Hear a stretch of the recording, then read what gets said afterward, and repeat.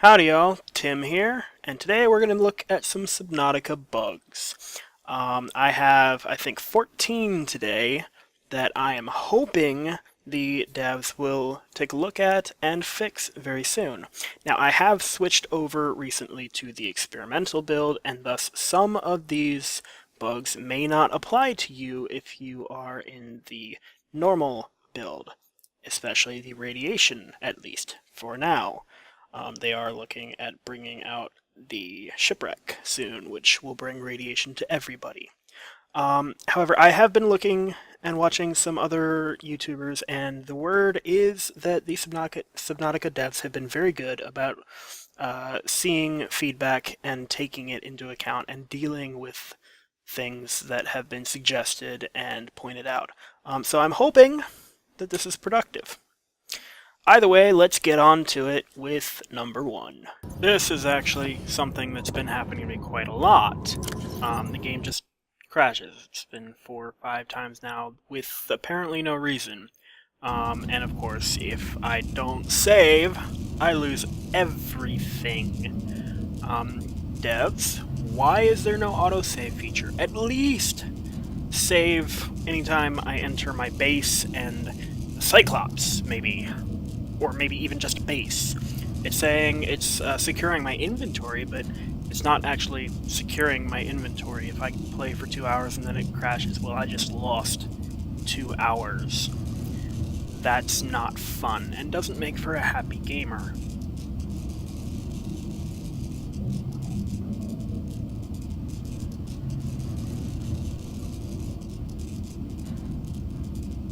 Then, of course, we've got the issue with the crazy physics. First, this fish won't get off my windshield, but 2, it is pushing my ship around. What is up with that? This tiny little fish should not be able to move my, even if it is a midget sub, this fish should still not be able to move my sub. We've also got a recurring issue with being teleported places anytime I dock the Seamoth or stop piloting the Cyclops. Then we have one of my favorite issues, one of the biggest recurring issues, which is the Ghost Phantom Seamoth. It's basically a ghost with a power cell, as you see here. I can move around it, I can swim inside it, I can access the power cell, but I can't actually pilot it. I'm now inside the bubble as I'm writing up the bug report that starts here. It just we have this issue quite a lot. I ended up in one of my playthroughs creating a second Cyclops as well, because once this Seamoth was stuck here, I could not dock another Seamoth in that Cyclops. That's actually coming up in this video, now that I think about it. But once this Seamoth became Phantom, I could not dock another Seamoth in it, in the Cyclops, that the Seamoth had been docked in. And in fact, you'll see very soon,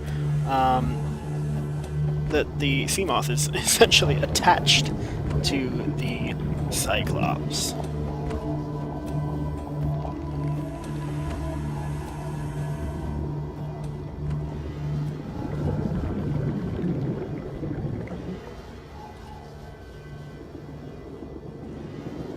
Warning, 30 seconds of oxygen. Now you'll see here, I'm in the Cyclops, I'm about to move off. This is one of those graphical glitches and oddities. I can see the contents of my base over there. But you see, I also see the Seamoth, which is that Phantom Seamoth we just saw, through things. It's very strange. But now you'll watch it's moving as I move this up. I hadn't realized yet. Now I'm looking over, you see, I'm like, what the heck? What is that? I'm moving that Phantom Seamoth. It's very strange. It's, it moves with me. I get out of the ship later, and it's there where I see it. I still can't get in it. I can still access the power cell, but it's just a phantom Seamoth that is some way telekinetically linked to my Cyclops. It moves where I move. It's now in the terrain over there. And you'll see later I actually use it to knock around another Cyclops. It's very strange. It doesn't make a lot of sense at all.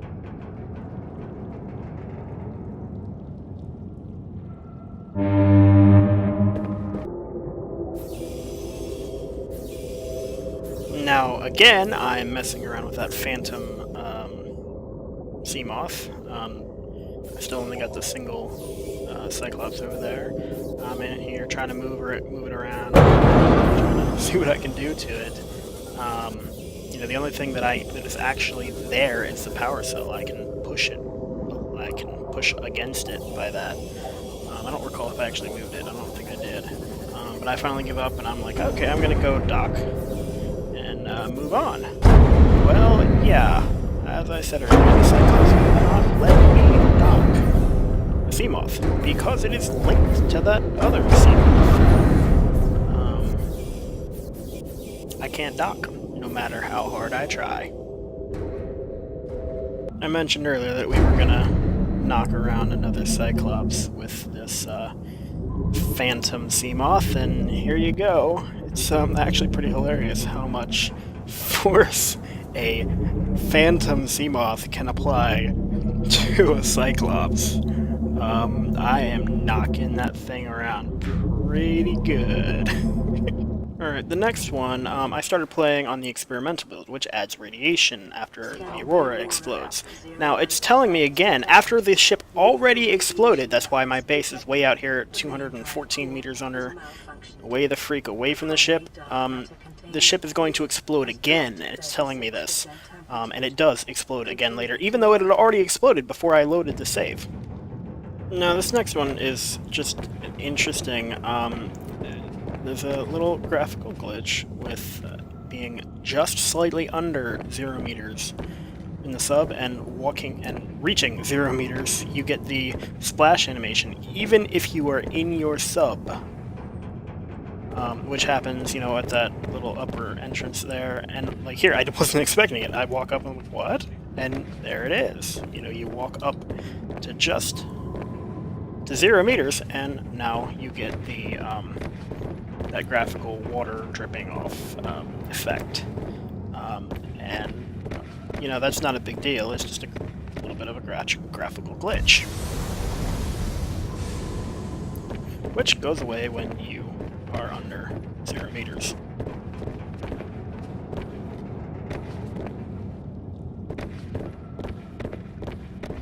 Alright, now again, we are dealing with the Phantom Seamoth, except this time, it's a Phantom Seamoth that docks or undocks anytime I move away from or get close to the docking port of my Cyclops. It doesn't prevent me from docking, although it is still a power cell floating around that I have to maneuver around, but it is very, very strange, and I'm still getting used to Space Engineer's controls. That's why I keep popping out of my sub with E, trying to roll, but,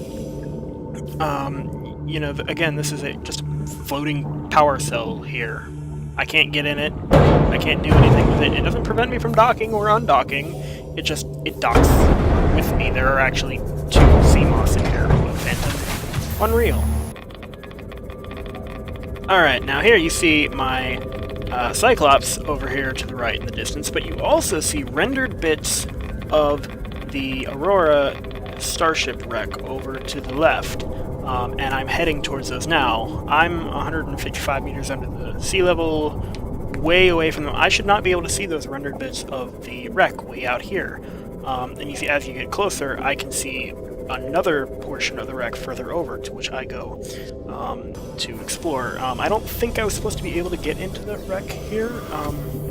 There There were some parts where it was clearly open space, but, you know, I try to go through it and it's force field or something. But I could get in. Now here we've got bits of flora rendered underneath. I'm sorry, rendered out in the open. You see, I'm swimming through it. You know, I knifed this coral, and I have to swim down and collect it because there's no ground for it to fall on. It's just open sea below it. Now here's an interesting bit. I was expecting these foundations to kind of just dig in and, you know, become part of the scenery. Instead, they cut this pillar out. Once I finished constructing these, that pillar of rock is now completely disconnected from the foundation. And finally, one of the worst glitches to run into is that getting kicked out. You know, I'm not losing oxygen. I'm effectively in air. You see my Seamoth is floating above me, and I can't just swim. I have to jump up these rocks. Now, despite this list of bugs that I put before you, I am actually very much enjoying this game. It is still early access, and admittedly there isn't a whole lot that you can do, but the things that you can do are very exciting and hold great promise for the future. I am excited to see what the devs do with this to grow and improve the game, and I am excited to be part of this. I'm excited to be participating, and that's part of why I'm making this video. I do legitimately hope that the devs see it and work on these things. They may not see my video. That's entirely possible, and if so, so be it. I hope it might help other people. I'm intending to do some more videos on this. So if you're looking forward to that, do please subscribe, keep an eye on my channel. Otherwise, like I said, I love this game. I will continue playing it, and I hope that the rest of you too. I hope to see the devs improve this in the way that they seem to be doing very well thus far. Well, this is Tim. I'm out of here.